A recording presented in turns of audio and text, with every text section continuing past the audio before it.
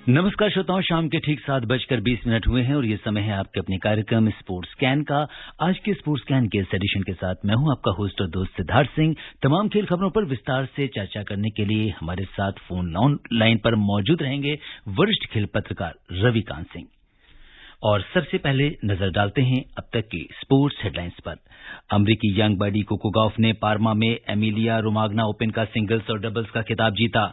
Norway के 22 साल के युवा खिलाड़ी कैस्पर रूड ने जेनेवा ओपन टेनिस टूर्नामेंट का खिताब अपने नाम किया। एटलेटिको मैड्रिड ने 11वीं बार स्पेनिश लीग ला लीगा पर खिताब हासिल किया और बांग्लादेश ने श्रीलंका को पहले एकदिवसीय मुकाबले में श्रीलंका को जीत के लिए 258 रनों का लक्ष्य दिया।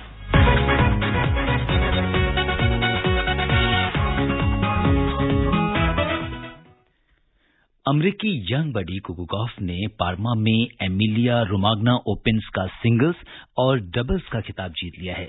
कोको ने पहले चीन की वोंग किवांग को 6-1, 6-3 से हराकर सिंगल्स खिताब जीता और फिर कैटी मैकनेले के साथ खेलते हुए डबल्स खिताब पर भी कब्जा किया।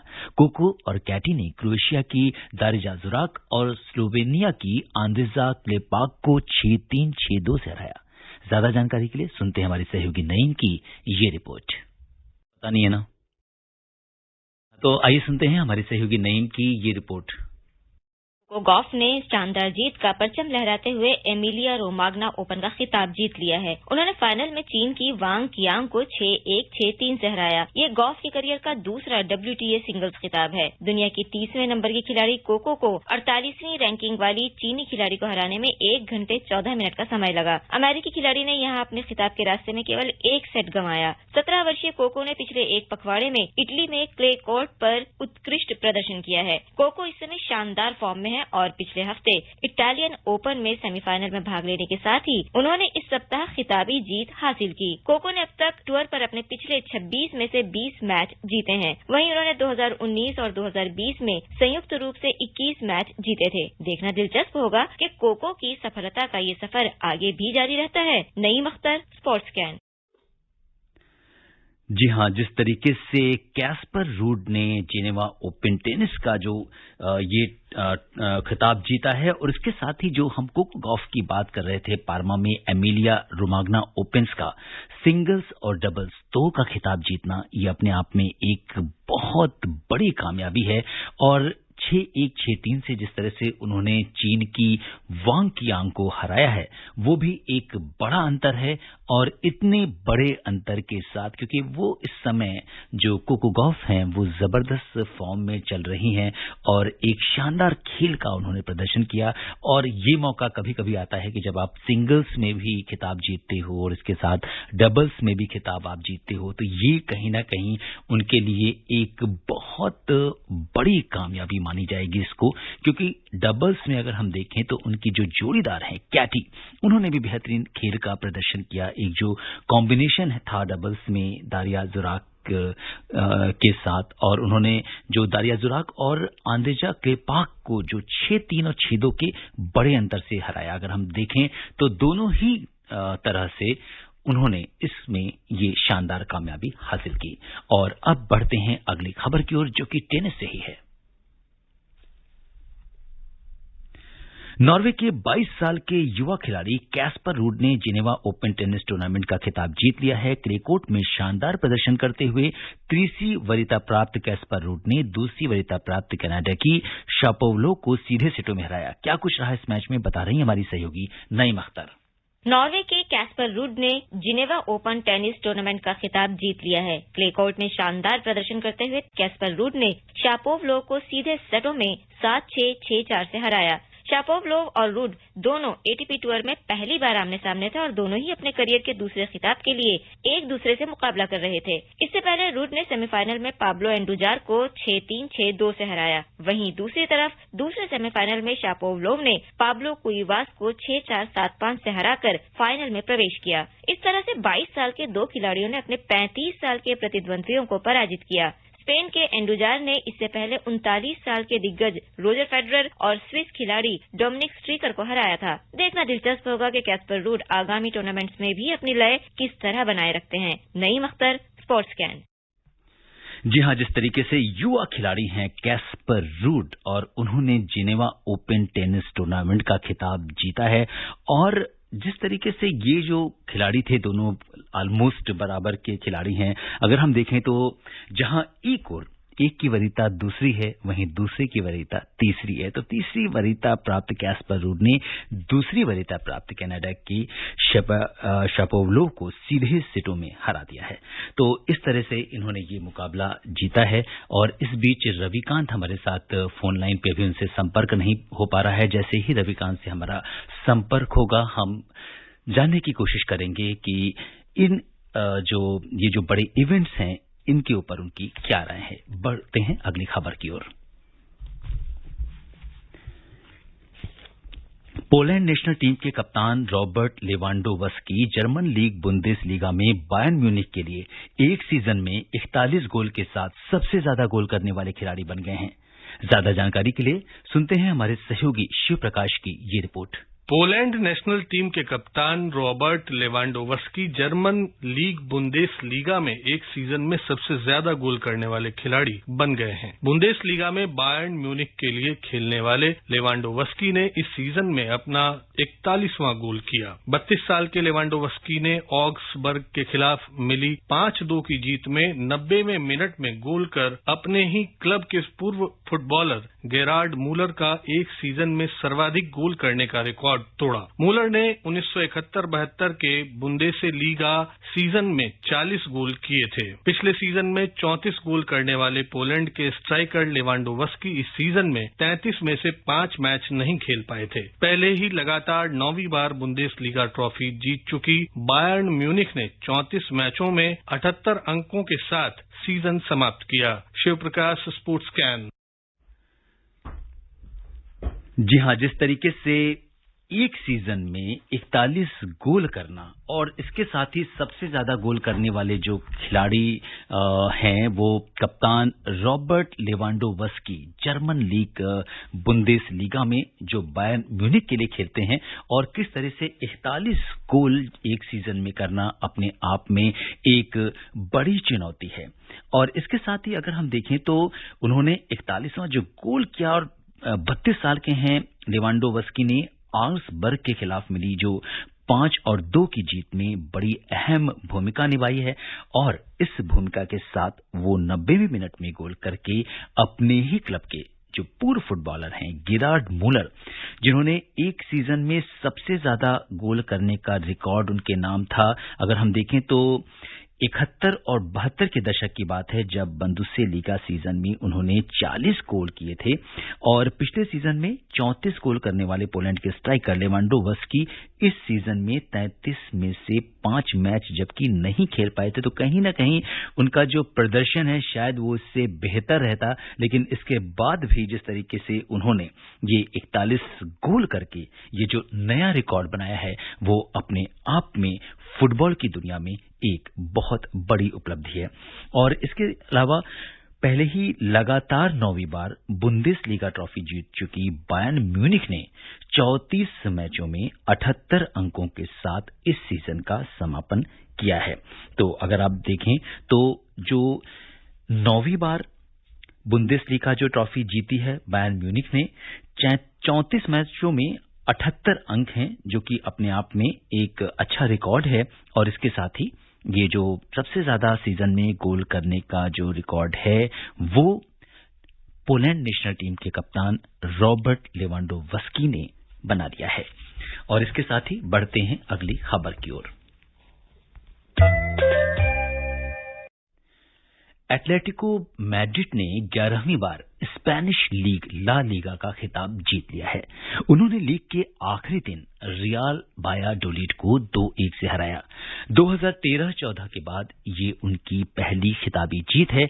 हालांकि रियल मैड्रिड भी वियारियल के खिलाफ अपना मुकाबला 2-1 से जीतने में कामयाब रही।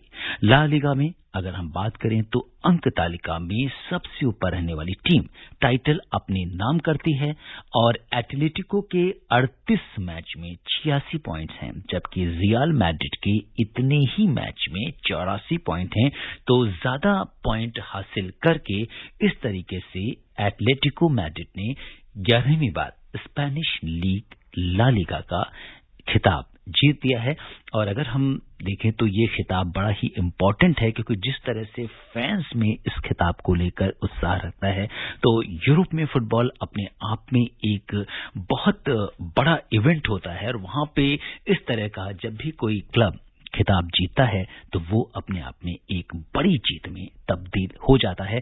और इस तरीके से एटलेटिको मैड्रिड ने 11वीं बार स्पेनिश लीग ला लीगा का खिताब जीता है। बढ़ते हैं अगली खबर की ओर।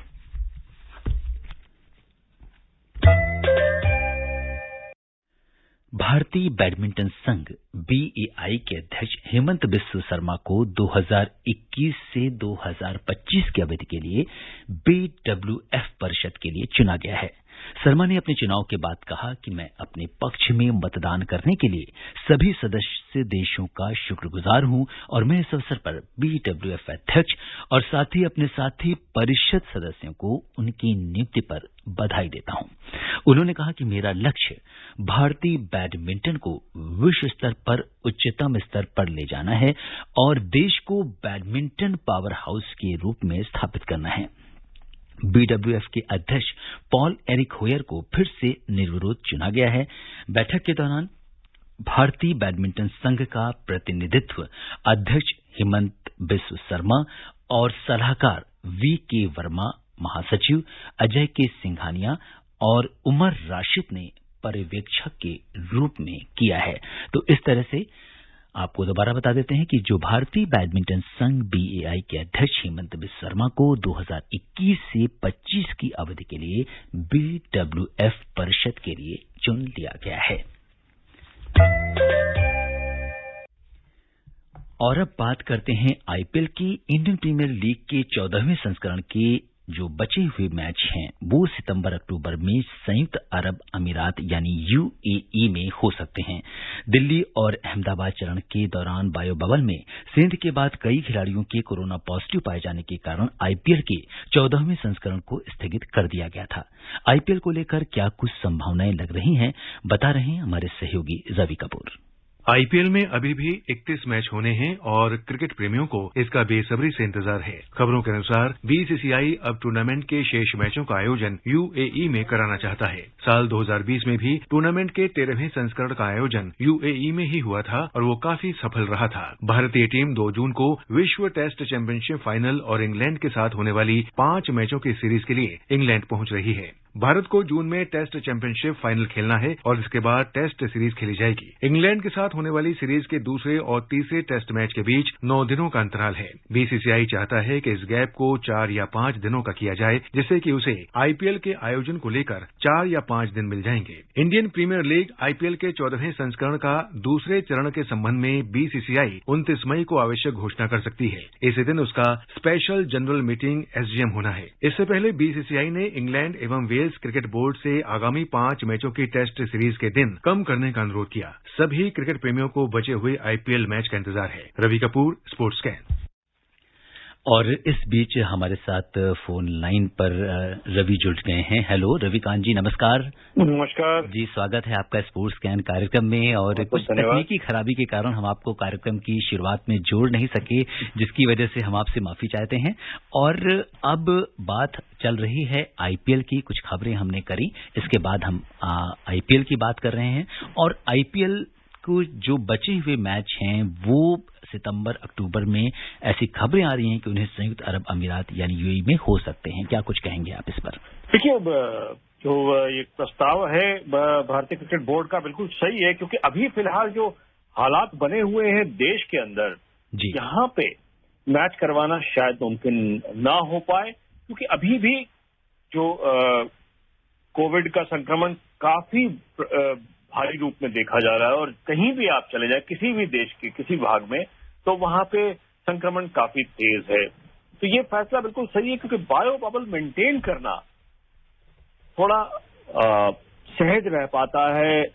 संयुक्त अरब अमीरात में वहां पे 3 ग्राउंड है, 31 मैच करवाने हैं अभी लीग के। तो इस कारण से ये देखते हुए, परिस्थितियों को देखते हुए, मैं समझता हूँ कि बिल्कुल सही फैसला है भारतीय क्रिकेट बोर्ड का, ताकि ये कम से कम आईपीएल प्रतियोगिता पूरी की जा सके। जी बिल्कुल। तो जो आईपीएल के जो फैंस हैं, या हम ये कह सकते हैं कि क्रिकेट की दुनिया के जो फैंस हैं, उन्हें बहुत इंतजार रहता है इस प्रतियोगिता का। और चूंकि बीच में इस महामारी के कारण ये रुक गई थी, तो अब देखना दिलचस्प होगा कि अब इसे नए वेन्यू पर कब शिफ्ट किया जा सकता है। क्रिकेट में ही बात करते हैं। विकेट कीपर बल्लेबाज मुशफिकुर रहीम, महमूदुल्लाह और कप्तान तमीम इकबाल की अर्धशतकीय पारियों की मदद से बांग्लादेश ने ढाका के शेरे बांग्ला स्टेडियम में खेले जा रहे पहले ओडीआई मुकाबले में आज श्रीलंका को 258 रनों का लक्ष्य दिया है। और जवाब में श्रीलंका ने ताजा समाचार मिलने तक 38 ओवर में 7 विकेट पर 157 रन बना लिए हैं। और बांग्लादेश ने टॉस जीतकर पहले बल्लेबाजी करते हुए मुशफिकुर के 84, महमूदुल्लाह के 54 और तमीम के 52 रन की पारी के दम पर 50 ओवर में 6 विकेट पर 257 रन बनाए। श्रीलंका की ओर से धनंजय डिसिल्वा ने 3 विकेट लिए, जबकि दुष्मंथा, शमीरा और लक्षण और धनुष्का ने 1-1 विकेट लिया। रवि, आपसे जानना चाहेंगे कि जो लक्ष्य दिया है 258 रन का जीत के लिए, 7 विकेट ऑलरेडी हो चुके हैं, 157 रन ही बना सकी है, क्या कुछ लगता है आपको? देखिए, आखिरी 12 ओवर में 100 रन बनाना कोई बहुत मुश्किल काम नहीं है, लेकिन बशर्ते विकेट हो आपके हाथ में। और फिलहाल श्रीलंका ने 7 विकेट गंवा दिए, यानी कि नंबर 9 बल्लेबाज आ चुके हैं क्रीज पर।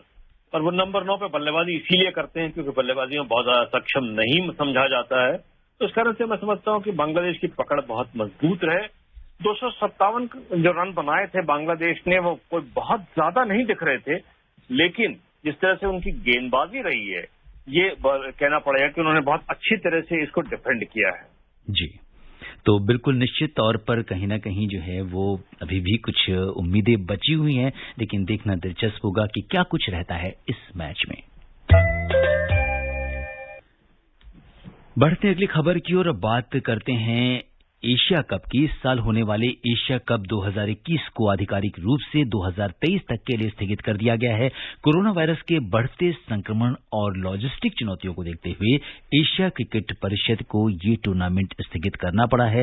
एसीसी ने प्रतिभागियों और साझेदारों के साथ काम कर इस टूर्नामेंट को इसी साल कराने की कोशिश की थी। परिषद ने कहा है कि वेस्ट एफटीपी के कारण इस साल इस टूर्नामेंट को कराने के लिए एशिया कप के लिए अभी फिलहाल कोई विंडो उपलब्ध नहीं है।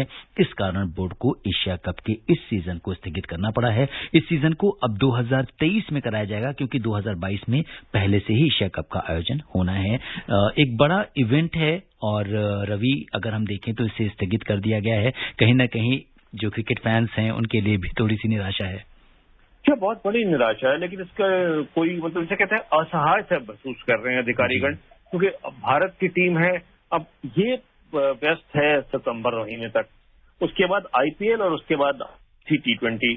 तो इस कारण से जो कैलेंडर में जगह बना पाना ये नामुमकिन सा दिख रहा है। और 2022 में चूंकि होना है तो 2023 के लिए इसको स्थगित कर दिया गया है, लेकिन ये अभी कहना बड़ा मुश्किल है कि 22 में भी जगह मिल पाएगी या नहीं, क्योंकि लगातार 2 T20 आईसीसी टूर्नामेंट्स होने हैं, एक भारत में और एक ऑस्ट्रेलिया में। तो ये यहाँ पे कैलेंडर बहुत ज्यादा टाइट हो जा रहा है, क्रिकेट कैलेंडर। बिल्कुल। और एशिया कप का आयोजन श्रीलंका में जून में होना था। भारत ने 2018 में संयुक्त अरब अमीरात में रोहित शर्मा की कप्तानी में आखिरी बार एशिया कप जीता था। और श्रोताओं, अब समय अनुमति नहीं दे रहा है कि हम कुछ और खेल खबरों पर चर्चा करें। रवि, तमाम खेल खबरों पर विशेषज्ञ राय साझा करने के लिए आपका बहुत बहुत धन्यवाद और आभार। श्रोताओं, स्पोर्ट्स कैन में आज के लिए बस इतना ही। अगर आप इस कार्यक्रम को दोबारा सुनना चाहते हैं तो लॉग ऑन कर सकते हैं हमारी वेबसाइट newsonair.com पर। कल शाम 7:20 पर दोबारा मुलाकात की वादे के साथ इजाजत दीजिए अपने होस्ट और दोस्त सिद्धार्थ सिंह को। तब तक के लिए नमस्कार।